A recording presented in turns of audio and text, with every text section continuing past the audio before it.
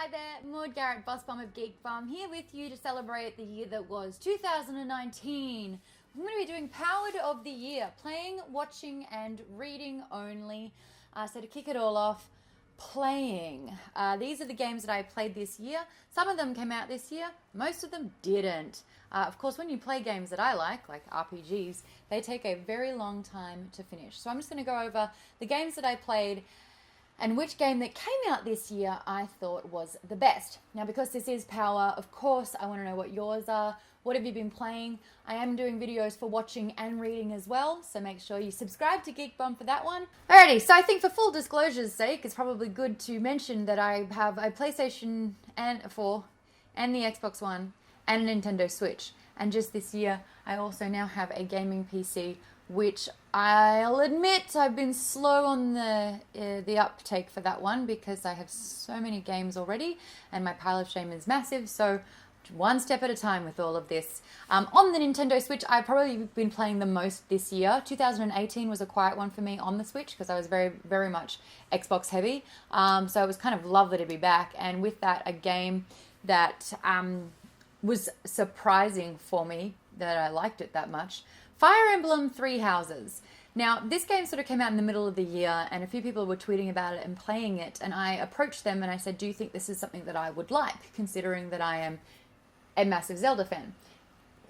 It doesn't matter. And the general response was, look, it's a bit weeby, but it's a really, really great game to play. And I was like, I love weeby! So I bought it straight away. Essentially, this game is sort of set in the fantasy-esque type time, but it takes place at a school. So you are this instant professor in a way because your dad is the sort of captain of the guard in a way, and he's going back to the monastery where the school is and where basically the reigning court is. When I say the reigning court, Lady Rhea is in charge of the lands. You instantly become a professor, and you get to choose which house you would like to teach. There are three houses. You've got the Golden Deer, led by Claude. He's basically, I guess you could say, like the prefect or the head boy. All the heads of the houses are in some way, I guess, royalty. So he's a duke, I believe, in the lands, and his story's a little bit like mysterious. You have the Black Eagles, led by like the Empress, the heir of the Empire, I guess, the soon-to-be Empress Edelgard, and the last team is the Blue Lions, led by Dimitri. There you go. So it's like all of this like factions of lands that you have to deal with. My first run through, you heard me correctly, because I played this game twice through this year alone. I went with Claude with the Golden Deer, namely because he looks like this. Mwah, what a babe. And because Claude rhymes with Maude, so it's Claude and Maude forever. And guys, he completely exceeded my expectations. I fell incredibly in love with this character. I was the one who pursued him. This is not a romantic first game. Definitely keep in mind this is more about schematics, building up your magic users and your tanks, your weapon users, and going into battle, and like it's turn-based strategy. With that in mind, knowing that the romantic part of the game wasn't the priority, I made it mine. I talked to everyone, befriended everyone. You really do get to know these characters, and you have to interact with them and build like a rapport with all of them because you're their professor after all. The game, as soon as it starts feeling repetitive and predictable, that's when it'll kind of change the pace. Where 5 years will pass and you have big decisions to make. There are so many chain of events here that whatever your decision is, it affects the rest of the story, which makes replayability so good. Which is why I played it again. I don't want to spoil it completely, but I tweeted it publicly, so I guess I already have. And it's very obvious that I pursued Claude. You give someone a ring, basically, and this is who you're going to kind of see things on with after school in a romantic endeavor. And it was Claude, for me. I was like, you're my boy. Everything that he said, he called me teach.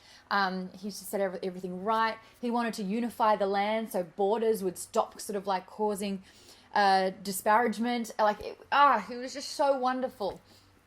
And of course, it's the end of the game, and he's like, oh, teacher, I love you. I've always loved you. And I was like, oh my God.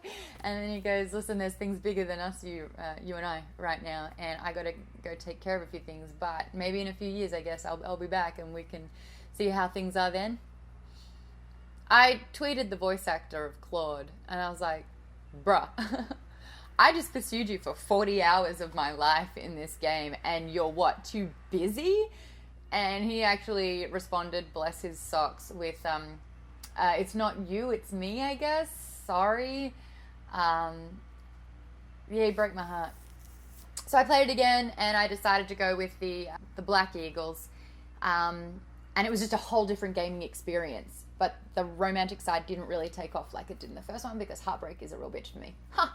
Also on the Switch, I played Mario Odyssey. Now, I know it came out at the end of 2017, but I'd never really gotten around to playing it. And I also realized it was one of the few games that were, in a sense, two-player. Your one remote that you have, you can snap off the little parts, and you can play as the Hat and as Mario. Amazing, groundbreaking. You bet your butt that I 100% completed that one. It wasn't easy. There were arguments that were had. There was some Googling to be done. But 100%ed it. What? Great game. I mean, I loved all the other Super Mario games like Galaxy 1 and 2. Those games are so legit. So thank you, Nintendo, for that. On the Xbox, I played Outer Rim. That game also came out this year, 2019, by Obsidian. Pleasantly surprised with this game. I love me some RPG. I prefer them fantasy and doing sword and shield and magic than, post-apocalyptic. But found myself absolutely loving this game. I never really got into Fallout, so it's kind of clear that this game is doing what Fallout hasn't really been able to do in their last movement. Bethesda, come on. But I love the RPG elements. I obviously always wanted to try and keep the peace and two feuding sides. I just wanted them to meet in the middle, and I was happy that I could be that person to make that happen. It was about a 35-hour game, I guess, and they're releasing more DLC, so that's pretty cool as well. But definitely recommend playing that one. Big fan. Also on the Xbox, I finished Shadow of War. It's a game that I started last year to get me through a breakup, because you slaughter orcs. Like, you really mess with them. But then, I felt better again, so I didn't need it, and I was like, oh, wait a second, that was a really good game. So I went back and finished it, and I'm glad I did, because it was fantastic. And I also played Diablo 3, which I first played in 2012 on a PC, and this time playing it on the Xbox One felt a little bit different. I played as a monk, which I thought was really, really cool. The game's far too easy. You cannot play it on the normal mode. I don't even think there is a normal mode. Hard mode's way too easy. You really have to crank up that difficult setting for it to be challenging at all. For me, by the end of the game, I just wanted to get through it. Ugh. I'm also playing Jedi Fallen Order. I'm not really getting into that one as well. I find the gameplay to be incredibly clunky. Maybe that's because I played a lot of other smoother games than this. I'm really hard. It's hard for me to wrap my head around it. So I'm not like finding myself wanting to play it, but I'll keep giving it a nudge. Especially because it's Star Wars one. And over on PlayStation 4, I played Witcher 3. I didn't finish it, but I've already finished that. I played that game 2 years ago, and I loved it, and I thought enough time had passed so I could play it again, because that's what I did with Dragon Age 3 this year also. That was 170 hours of my life that I've played on that game now. But I like Witcher 3 because it's calming, it's familiar, and it's a kick-ass game. Out of the games that came out in 2019, I only played 2 of them, but I'm going to crown Fire Emblem 3 Houses the winner for my playing section. Have you played it? Did you love it? What did you get your hands on this year? What recommendations do you have for me now that you know what kind of games I'm into? What are you looking forward to 2020? I know that's a lot of questions, but hey, we're friends and let's chat about it, right? Keep it subscribed to Geek Bomb to catch out watching and reading for 2019. Thank you so much for being a big part of Geek Bomb this year. Really appreciate it. Looking forward to 2020.